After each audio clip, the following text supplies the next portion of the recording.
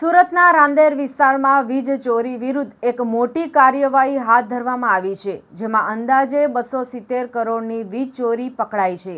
ગુજરાત ઉર્જા વિકાસ નિગમ લિમિટેડ અને સ્થાનિક પોલીસ સહિત વિજિલન્સ વિભાગ દ્વારા સંયુક્ત રીતે આ ઓપરેશન પાર પાડવામાં આવ્યું હતું, જેણે વીજ ચોરોમાં ફફડાટ મચાવ્યો છે.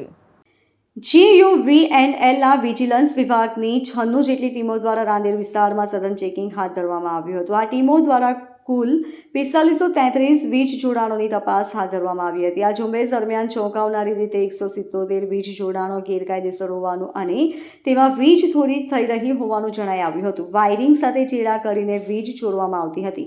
ચેકિંગ દરમિયાન વીજ ચોરીની વિવિધ મોડસ ઓપરન્ડીનો પર્દાફાશ થયો હતો. કેટલાક કિસ્સાઓમાં મીટરના બોડી સીલ કાપી વીજ ચોરી કરવામાં આવતી હતી, જ્યારે અન્ય સ્થળોએ મીટરના આંતરિક વાયરિંગ સાથે ચેડા કરી વીજ ચોરી કરવામાં આવતી હતી. આ ઉપરાંત મેઇન સર્વિસમાં ટેપ કરીને મીટરને બાયપાસ કરી દેવામાં આવતા હોવાના કિસ્સાઓ પણ સામે આવ્યા હતા, જ્યાં ડાયરેક્ટ વીજ ચોરી કરવામાં આવી રહી હતી.